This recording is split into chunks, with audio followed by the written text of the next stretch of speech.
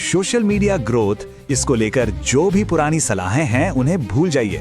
सोचिए अगर 2026 में सक्सेस का एक बिल्कुल नया, एक स्मार्ट तरीका हो तो। बस आज हम उसी नई प्लेबुक में उतरने वाले हैं। कभी ऐसा लगता है क्या कि रोज कंटेंट बन रहा है, घंटों की मेहनत जा रही है, लेकिन फॉलोअर्स, व्यूज, सब कुछ जैसे एक जगह जम गया हो। बहुत फ्रस्ट्रेटिंग है ना? और यकीन मानिए इस सिचुएशन में बहुत लोग हैं। लेकिन एक मिनट रुकिए, प्रॉब्लम शायद मेहनत में है ही नहीं। प्रॉब्लम है बिजी दिखने और असल में कुछ हासिल करने के बीच के फर्क को समझने में। मतलब सिर्फ रोज पोस्ट करते रहने से ही ग्रोथ नहीं मिल जाती। और यही बात आज का हमारा मेन आइडिया है। जैसा बेन लियोनेल स्कॉट ने कहा है, सबसे बड़ा डरावना सपना है एक जगह रुक जाना। तो चलिए इस ठहराव को तोड़ने के लिए कुछ असली, कुछ ठोस स्टेप्स की बात करते हैं। तो सवाल ये है कि 2026 में सोशल मीडिया पर सक्सेस का मतलब असल में है क्या? ये सिर्फ हार्ड वर्क के बारे में नहीं है, बिल्कुल नहीं। ये है सही माइंडसेट और एक सॉलिड स्ट्रैटेजी के बारे में। स्प्रे एंड प्रे, ये एक पुराना तरीका है जिस पर आज भी कई क्रिएटर्स अटके हुए हैं। बस पोस्ट करते जाओ, हैशटैग्स की भरमार कर दो और उम्मीद करो कि शायद कुछ वायरल हो जाए। पर ये स्ट्रैटेजी नहीं, ये तो सिर्फ उम्मीद है। तो अब ये अंदाजे लगाने का खेल बंद करते हैं। अब बात करते हैं एक ऐसे फ्रेमवर्क की जो डेटा बेस्ड है और ये सिर्फ 2 मजबूत पिलर्स पर खड़ा है। कौन से हैं वो 2 पिलर्स? आइए जानते हैं। ये हैं वो 2 मेन पिलर्स जो सोशल मीडिया ग्रोथ की असली नींव है। और सच कहूं तो इन्हें समझे बिना लॉन्ग टर्म सक्सेस मिलना लगभग नामुमकिन है। तो पहला पिलर है कंसिस्टेंसी, मतलब एक ऐसी रिदम, एक ऐसी लय जिसे लंबे समय तक फॉलो किया जा सके। और दूसरा है एंगेजमेंट, यानी अपने ऑडियंस के साथ असल में बातचीत करना। और जब ये दोनों मिल जाते हैं तो एक जबरदस्त कॉम्बो बनता है। अब जरा डेटा पे नजर डालते हैं। बफर की एक स्टडी ने क्या दिखाया पता है? जो क्रिएटर्स कंसिस्टेंटली पोस्ट करते थे उनका एंगेजमेंट 450% बढ़ गया, 450%। ये साफ दिखाता है कि आपकी रिदम आपकी क्वांटिटी से कहीं ज्यादा पावरफुल है। और एंगेजमेंट का क्या? अरे वो तो पूरा गेम ही बदल देता है। सिर्फ कमेंट्स का जवाब देने से ही एंगेजमेंट 42% तक बूस्ट हो सकता है। सोचिए जरा, कितना छोटा सा काम है और कितना बड़ा इंपैक्ट। तो ये कॉम्बिनेशन काम कैसे करता है? वेल, कंसिस्टेंसी से एल्गोरिदम को स्टेबिलिटी पसंद आती है और ऑडियंस को भी एक आदत पड़ जाती है कि कब नया कंटेंट आएगा।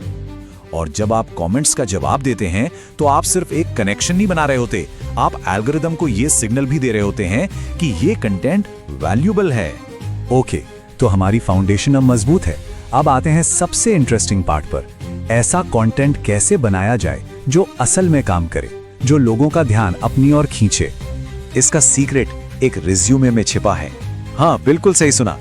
कनेक्शन थोड़ा अजीब लग सकता है, लेकिन ये कंटेंट बनाने के पूरे तरीके को बदल सकता है। ये इस बारे में नहीं है कि क्या करते हैं, बल्कि इस बारे में है कि क्या हासिल किया। जरा इस फर्क को देखिए।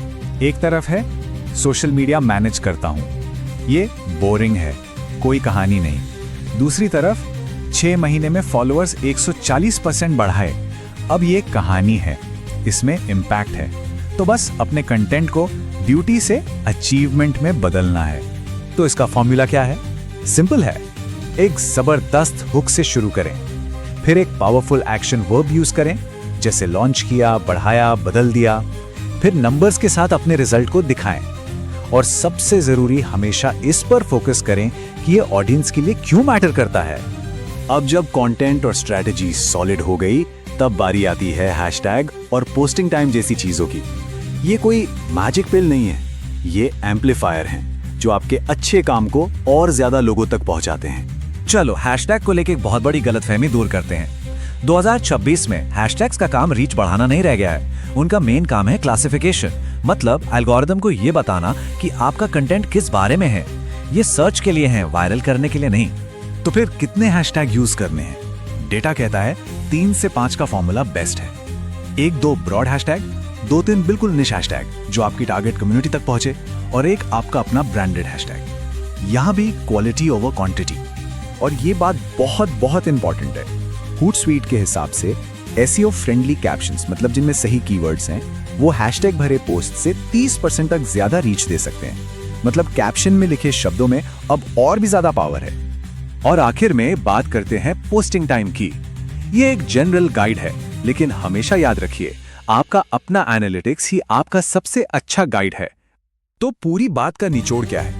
ग्रोथ का एक क्रम होता है, एक हायरार्की है। सबसे ऊपर है माइंडसेट, उसके नीचे है स्ट्रैटेजी और सबसे आखिर में आती है टैक्टिक्स जैसे हैशटैग्स और टाइमिंग। इस ऑर्डर को कभी मत भूलना। तो अब ये 2026 की प्लेबुक सामने है। सवाल ये नहीं है कि ये काम करती है या नहीं, सवाल ये है कि इसका इस्तेमाल कैसे किया जाएगा। याद है ना, ठहराव सबसे बड़ा दुष्स्वप्न है और घड़ी की टिक टिक चल रही है। अगला कदम क्या होगा?